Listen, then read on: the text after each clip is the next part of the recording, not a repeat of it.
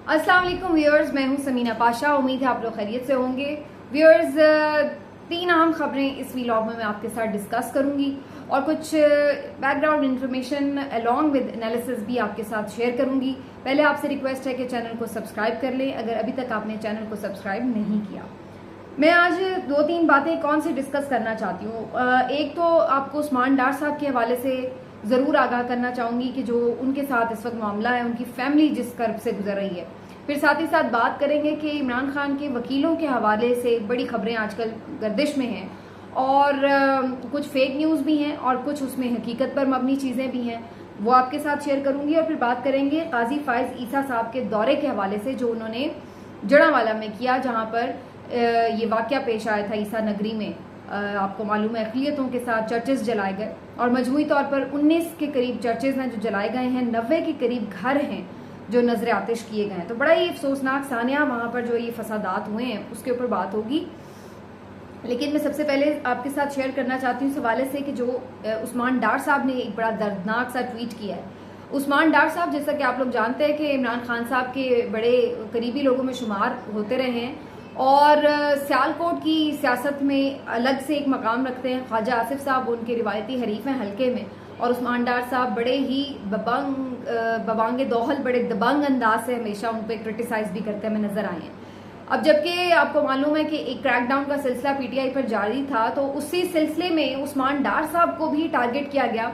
पहले तो उनके ऊपर मुख्तलिफ मुकदमात भी फाइल किए गए और उसके बाद फिर उनको पकड़ने की भी कोशिश की गई, लेकिन वो ताहाल रुपोश हैं, हाथ तो नहीं आए। लेकिन इससे पहले भी एक वाकया पेश आया कि जब उनके घर में उनकी वालदा के साथ काफ़ी बदतमीजी की गई और नाजेबा सुलूक किया गया, और उसके बाद फिर ख्वाजा आसिफ साहब ने आकर उस पर माफ़ी भी मांगी थी कि ऐसा नहीं होना चाहिए। और उस वक्त चूंकि उनकी गवर्नमेंट थी तो उन्होंने कहा कि मैं जाके भी माफ़ी मांगने को तैयार हूँ, माएँ बहनें साझी होती हैं और इस तरह का वाकया पेश नहीं आना चाहिए था। लेकिन उसके बाद भी क्या ये सब रुका?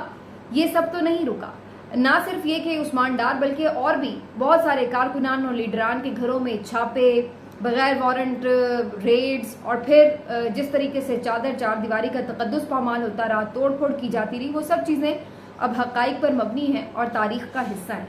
उस्मान डार साहब ने इसी सारे चीज़ के ऊपर पहले भी बात की और अब उन्होंने एक ताज़ा कार्रवाई के हवाले से भी आगाह किया है।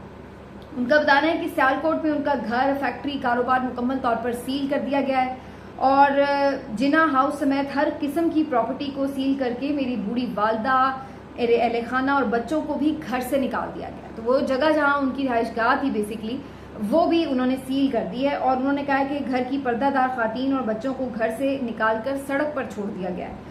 कम अज़ कम 2500 अफराद फैक्ट्रीज में कारोबार करते हैं और जिन प्रॉपर्टीज़ को सील किया गया है वो सिर्फ उन्हीं की मलकियत नहीं है।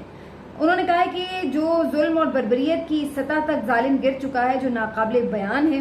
रियासती मशीनरी पूरी कुव्वत से मेरे खानदान पर टूट पड़ी है। माओ बहनों और बेटियों के सर से चादर और चार दीवारी खींचने वाले अल्लाह के इंसाफ से डरें। और वाकई ये अल्लाह के इंसाफ से डरने वाली बात है। उसकी वजह यह है कि इस किस्म की मिसालें पाकिस्तान की सियासत में शायद ही कोई शाज़ो नादिर मिले कि जहाँ पर आप फैमिलीज़ को इन्वॉल्व कर लेते हैं और घरों तक आ जाएं मुखालिफिन के। हमने बहुत ज़्यादा एक पॉलिटिकल राइवलरी देखी है PMLN की, पीपल्स पार्टी की, और उससे पीछे भी जो लोग जानते हैं हिस्ट्री और जिन्होंने आंखों देखी चीज़ें बताई हैं कि जब जुल्फ़िकार अली भुट्टो साहब का दौर था, जनरल ज़िया के साथ उनकी जब कलिश थी, जो कुछ भी चल रहे थे मामला, और जब भुट्टो साहब खुद भी इन पावर थे, तो जिस तरह के उन्होंने सियासी मुखालिफिन के साथ सलूक किए, इंतकामी कार्रवाइयाँ की, वो सब भी तारीख का हिस्सा है। लेकिन इन तमाम बातों के बावजूद भी अब हम एक चीज़ से आगे बढ़ चुके हैं और उसके बावजूद अब नज़र आ रहा है कि हम दोबारा आगे नहीं बढ़े बल्कि पीछे की तरफ चले गए। उस्मान डार साहब की फैमिली के साथ जो सलूक हो रहा है ये काबिल मुज़म्मत है हर सूरत, और इसको रुकना चाहिए। और अब अफसोस की बात यह कि बीच में जो एक शील्ड थी ना, एक बफर था, एक इलेक्टेड गवर्नमेंट का, इलेक्टेड तो खैर उसको क्या कहें, लेकिन बहरहाल एक सियासी चेहरे जो थे वो अब हट चुके हैं बीच में से, और जो PDM की हुकूमत है वो जा चुकी है। तो अब बराह रास्त जो कार्रवाइयाँ हो रही हैं उसका मलबा गिरेगा इस निगरान हुकूमत पर, इस्टेब्लिशमेंट के ऊपर। अब बज़ाहिर ये दोनों फरीक ऐसे हैं, बज़ाहिर निगरान हुकूमत से भी और इस्टेब्लिशमेंट से भी आप यही एक्सपेक्ट करते हैं कि वो न्यूट्रल होंगे, वो गैर जानिबदार होंगे, उनकी किसी से कोई सियासी मुखालफत नहीं होगी। लेकिन अब जबकि बीच में पीडीएम की जमातें नहीं हैं हुकूमत में, तो अब सारा मलबा इन दो चीज़ों के ऊपर आ जाएगा, यानी निगरान हुकूमत और इस्टेब्लिशमेंट के ऊपर, जिनको आप एक्सपेक्ट ही करते हैं कि ये न्यूट्रल हैं। तो फिर जाहिर सी बात है, अगर ये इनके दौर में भी चलता रहा सारा फाशिज्म, तो फिर आप अंदाज़ा लगा लें कि ये अपने आप को तनकीद से बचा नहीं सकते। फिर आप कवानीन भी बनाते हैं कि तनकीद ना हो, फिर आप ये भी कहते हैं कि जी हम न्यूट्रल हैं, फिर आप बहुत सारे जो अपनी कुर्बानियां हैं वो भी याद दिलाते हैं, वो सब अपनी जगह, लेकिन फिर तनकीद तो होगी अगर सियासी किरदार होगा।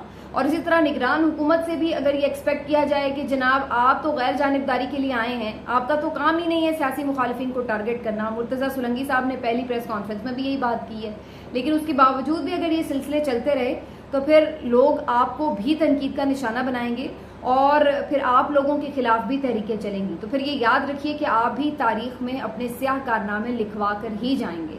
तो ये बहरहाल अब एक अनफॉर्चुनेट रियलिटी है जो एक फाशिज्म मुल्क में जारी है, उसी का ये एक तसलसल।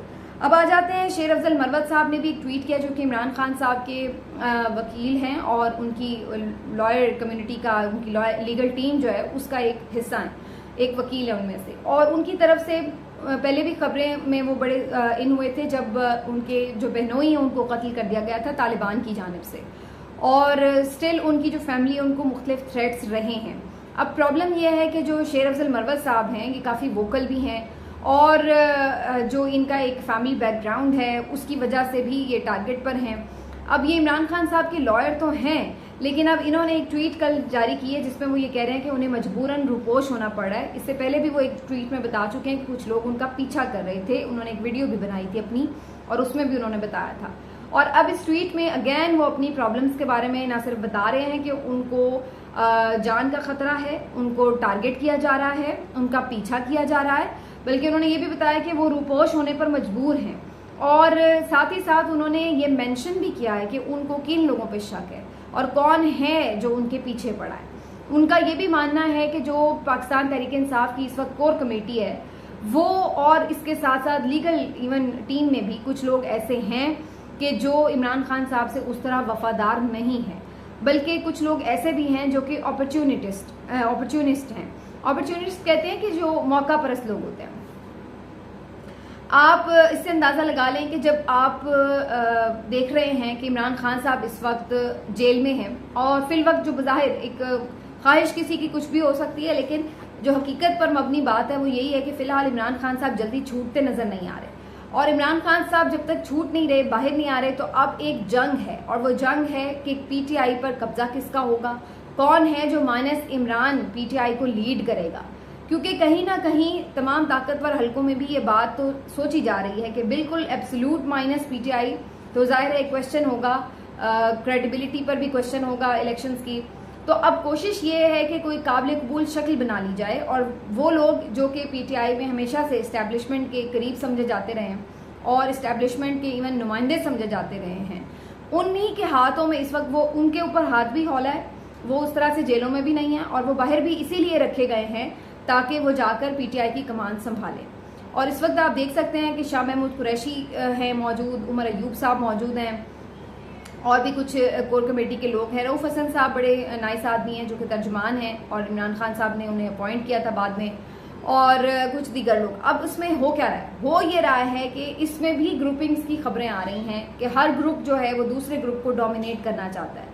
उनको मालूम है कि अब इमरान खान साहब चूँकि पार्टी चेयरमैन भी नहीं हैं और अब आगे पार्टी इलेक्शन भी करवाने हैं, तो इस सूरत में जो इलेक्शन होंगे पीटीआई में, जाहिर है जो ओहदे मिलेंगे पीटीआई को, जो इलेक्शन लड़के ओहदे मिलेंगे, तो उसमें जब तक इमरान खान साहब की वापसी नहीं होती तो इसका मतलब तो यही है कि वो तमाम लोग जो है वो पीटीआई के सरबराह होंगे और वही कानूनी तौर पर पीटीआई को लीड कर रहे होंगे। तो एक तो rift with in the PTI भी चल रही है, और इसी वजह से बहुत सारे लोग ऐसे हैं कोर कमेटी में जो कि शायद उस तरह से काबिल एतबार भी नहीं है और उनके ऊपर हमेशा शक भी किया जाता रहा है। शाह महमूद कुरैशी के हवाले से तो हारून रशीद साहब का ये कहना है कि उनका ये एनालिसिस है कि इमरान खान साहब भी उनको उस तरह से एतबार नहीं करते हैं, लेकिन बहरहाल वो साथ तो हैं।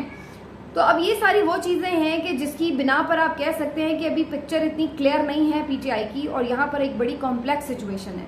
हर कोई एक दूसरे से आगे निकलने की कोशिश में है। वकला में भी कुछ लोग तो जेन्युइनली कप्तान का केस लड़ रहे हैं और वो एक प्रोफेशनल लॉयर की तरह काम कर रहे हैं, उस तरह से मीडिया में भी उतने ज़्यादा वोकल हमें नज़र नहीं आते। लेकिन कुछ लोग ऐसे हैं जो कि शायद उस तरह से केस लड़ने में तो उतने एक्टिव नहीं है, लेकिन मीडिया में हमें वो काफ़ी ज़्यादा एक्टिव नज़र आते हैं। तो इस तरह का भी मामला है। नईम हैदर पंजोता साहब को तो खैर इमरान खान साहब ने खुद अपना तर्जुमान मुकर्रर किया है जो लॉ से रिलेटेड मामलात हैं, कानूनी मामलात से, तो उनका तो एक अलग मामला है कि अगर वो आके कोई मौक़िफ़ दे रहे हैं। लेकिन अदर देन आप देखें कि ख्वाजा हारिस साहब हैं जो इमरान खान साहब का मुकदमा लड़ते हैं, उमैर न्याजी साहब हैं, इसी तरह से सलमान सफदर साहब हैं जो इमरान खान साहब की मुकदमात लड़े हैं, लेकिन ये ज़रा लाइमलाइट से आपको पीछे पीछे नज़र आते हैं। अब इमरान खान साहब की वकला टीम के हवाले से भी कल एक ट्वीट गर्दिश कर रहा था और उसमें ये बात कही जा रही थी कि जनाब इमरान खान साहब का अब इंटरनेशनली भी मुकदमा लड़ा जाएगा और उसके लिए फंडिंग की ज़रूरत है। और ये भी कहा जा रहा था कि एक बाकायदा बल्कि पिक्चर्स भी लगाई गई थी कुछ इंटरनेशनल लोगों की, अंग्रेज़ लोगों की, लॉयर्स की, कि जनाब ये इमरान खान साहब का इंटरनेशनली मुकदमा लड़ने के लिए तैयार हो रही है टीम, तो इसके चूँकि फ़ीस ज़्यादा है तो लिहाजा इमरान खान साहब को फ़ंड किया जाए। तो बाद में फिर उनके मुख्तलिफ वकला की तरफ से इसकी तरदीद की गई और उन्होंने बताया कि इमरान खान साहब की तरफ से भी ऐसी कोई हिदायत नहीं है, ना ही उनकी टीम की तरफ से, ना उनकी पार्टी की तरफ से किसी ने कोई ऐसी अपील की है। तो सोशल मीडिया पर चलने वाली ये तमाम खबरें बिल्कुल बेबुनियाद हैं और कोई भी इनको फंडिंग ना करे। इमरान खान साहब की जो टीम है उसमें बहुत सारे लोग तो इवन बगैर फीस के, और अगर कोई फीस ले भी रहा हो तो वो इमरान खान साहब का और उस वकील का आपस का मामला है। लेकिन इमरान खान साहब ने अपने केस लड़ने के लिए किसी फंड जमा करने की कोई हिदायत नहीं की है और ना ही उनकी टीम की तरफ से ऐसी कोई बात सामने आई है। तो एक तो ये बड़ी क्लैरिटी ज़रूरी है कि ना तो इंटरनेशनली उनका कोई मुकदमा लड़ा जा रहा है, ना लड़ा जा सकता है। आलमी अदालत इंसाफ में हर कोई जाके मुकदमा नहीं लड़ लेता, उसके कुछ कवायद व ज़वाबित भी होते हैं। और इसी तरह से जो पैसों वाला मामला है वो तो मैंने आपको ऑलरेडी क्लियर कर दिया।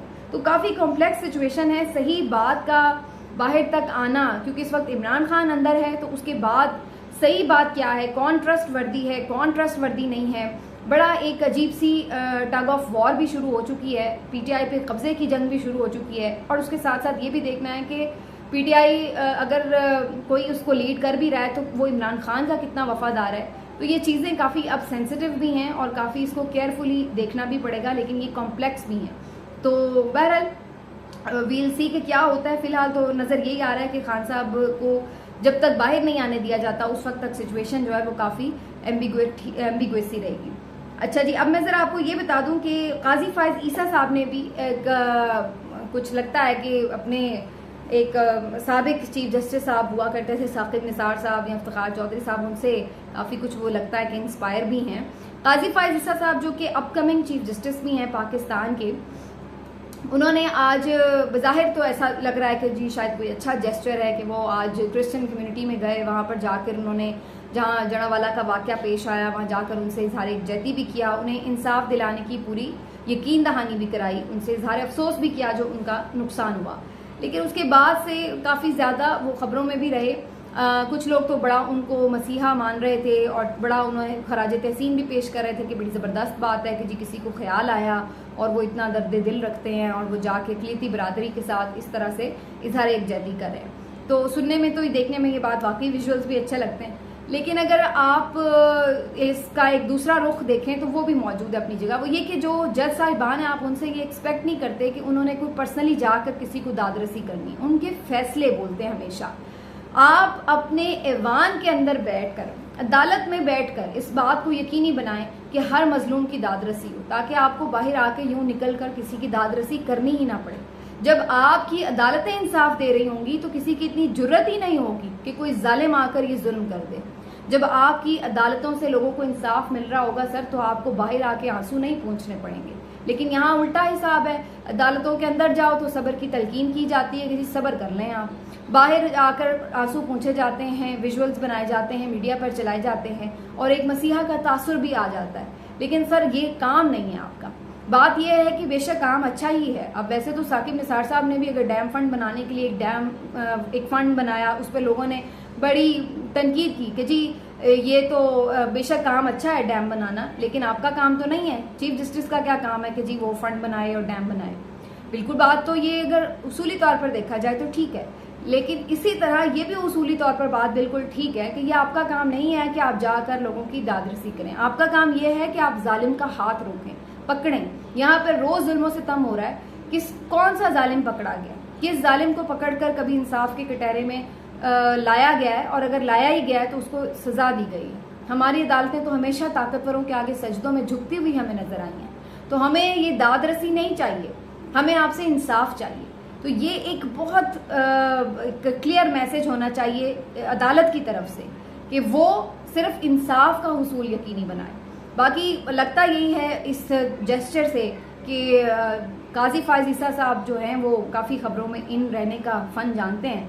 कभी वो पैदल सुप्रीम कोर्ट आते हैं तो उनकी वीडियो बनती है, कभी वो चले जाते हैं कौमी असम्बली में, वहाँ जाकर खिताब करते हैं, और कभी हम देखते हैं कि वो कभी मुख्तलिफ जो नोट्स हैं, जो यानी इजाफी नोट्स हैं या कोई इख्तलाफी नोट्स हैं, वो मीडिया में आ जाते हैं उनके। और उसके बाद अब हम ये भी देख रहे हैं उनका एक रूप कि वो खुद जा कर दादरसी भी कर रहे हैं। तो ये सारी चीज़ें मुझे तो लगता है कि जो साकिब निसार साहब हैं कुछ उनका एक नक्शे कदम है, उन पर चलने की तैयारी तो नहीं कहीं हो रही, क्योंकि वो काफ़ी इस बात के लिए मशहूर थे कि हर जगह वो पहुंचते थे, गुफ्तगू करते थे, काफ़ी खबरों में इन रहते थे। तो मुझे लगता है कि कहीं हमें साकिब निसार 2 तो नहीं मिल रहे। लेकिन बहरहाल अगेन जाते हुए मैं ये बात ज़रूर कहूँगी कि जो जज साहब हैं उनका काम ये है कि वो चैम्बर में बैठे, बिल्कुल उसी तरह जैसे जर्नैलों और फौजियों का काम ये है कि वो बैरक में बैठे। मिलते हैं अगले वीलॉग में, अपना ख्याल रखिए, अल्लाह हाफ़िज़।